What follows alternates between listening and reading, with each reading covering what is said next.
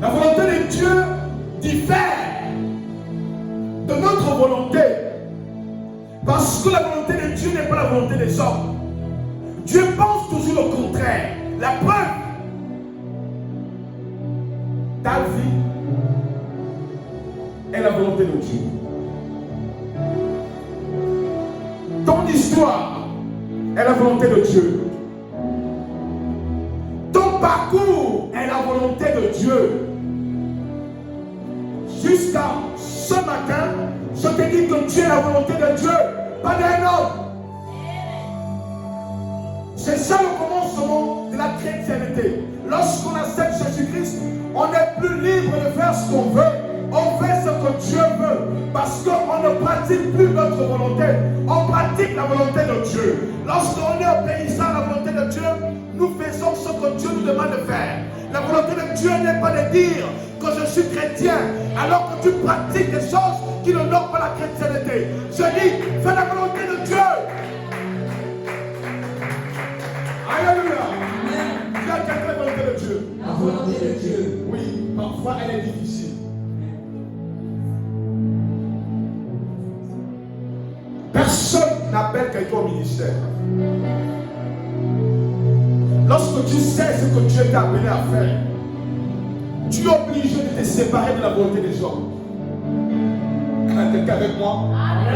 Lorsque tu comprends la mission qui t'attend, lorsque tu sais la personne qui t'a appelé, lorsque tu es conscient du niveau de responsabilité qui t'engage dans ton appel, tu es obligé d'obéir à Dieu.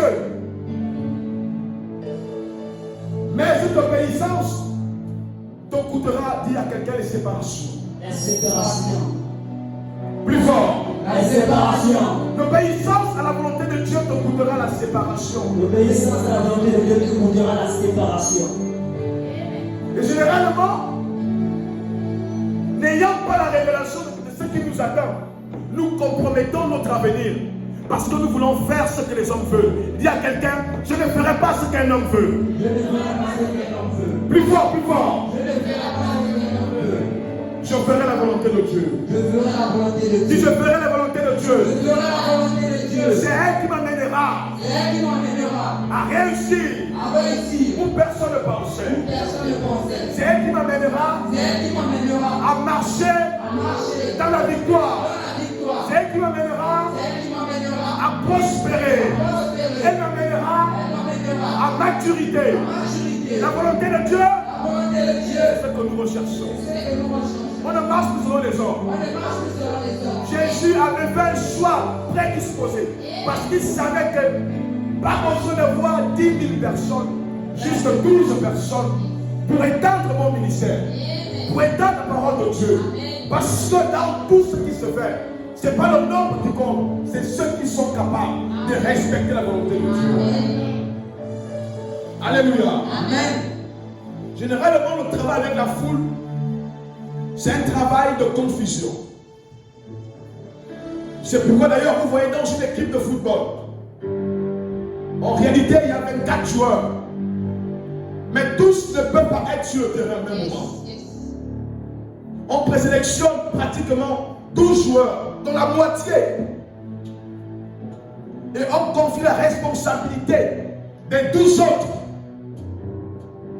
à ceux qui sont sur le terrain. Et c'est ça le choix de Dieu. Dieu nous appelle, Dieu nous équipe, mais autour de nous, il met des gens qui vont amener d'autres. Ne te donne pas que ce matin, tu sois là. Tu n'es pas tout le monde, tu n'es pas venu pour une cause, tu n'es pas venu pour une raison, tu es venu pour faire la volonté de Dieu. La volonté de Dieu, c'est un sacrifice. La volonté de Dieu accouche l'obéissance. La volonté de Dieu accouche la prospérité. Elle amène la maturité parce que c'est elle qui te conduira à marcher plus comme des hommes, mais selon Dieu. La volonté de Dieu est toujours contestée parce que les hommes veulent faire à leur manière. Mais Dieu agit toujours à sa manière parce qu'il est Dieu. Et d'ailleurs, c'est pourquoi il écrit dans sa parole que mes voix ne sont pas vos voix. Je ne suis pas un homme pour mentir, ni un fils de l'homme pour se repentir. C'est la volonté de Dieu. de Dieu.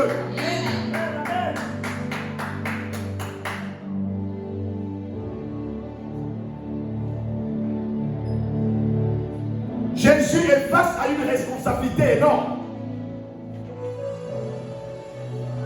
Il doit sauver l'humanité. Il doit sauver ma vie. Il doit sauver ta vie. Mais dans la chair, puisqu'on parle de peur, c'est que Jésus avait un corps. Jésus avait un cœur. Il avait les yeux. D'ailleurs, on dit qu'il était de la même nature que nous. Jésus était un homme. Arrivé à un moment donné de sa vie, il a appelé à prendre une grande décision. Alors il confie d'abord le pouvoir à Dieu. Il dit, Père, Abba Père, je sais que toutes choses te sont possibles. Toutefois, pas ce que je veux, mais ce que toi tu veux. Combien de personnes peuvent sacrifier leur vie pour faire ce que Dieu veut? Combien de personnes peuvent se séparer des gens pour faire la volonté de Dieu? Combien de personnes peuvent se faire insulter parce qu'ils veulent faire la volonté de Dieu? Combien de personnes sont prêtes aujourd'hui à renoncer à leur bien pour faire la volonté de Dieu? Mais Dieu ne va jamais se glorifier si tu fais ta volonté, parce qu'il ne va pas se reconnaître. Et c'est pourquoi nos vies tournent en rond, parce que nous voulons faire ce que nous voulons, ce que notre chair désire. Mais nous oublions que nous appartenons à un Dieu, nous appartenons à Jésus-Christ de Nazareth. C'est pourquoi en toutes choses, nous ne sommes plus les mêmes personnes. La Bible dit que les choses anciennes sont passées. Maintenant, nous devenons une nouvelle nature. La nouvelle nature implique les nouvelles responsabilités, les nouvelles décisions, les nouvelles nouveautés de marche et de vie en même temps. Parce que Dieu nous appelle à marcher selon sa volonté. Il y a quelqu'un la volonté de Dieu. Est-ce qu'on est là ce matin? Amen. Je monte ou bien je descends? Je monte ou je descends? Le message est bon? Yes. Il y a quelqu'un la volonté de Dieu. La volonté de Dieu. Oui.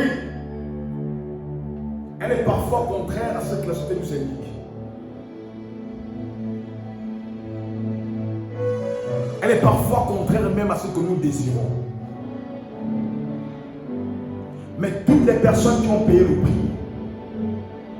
prix parce qu'ils faisaient la volonté de Dieu.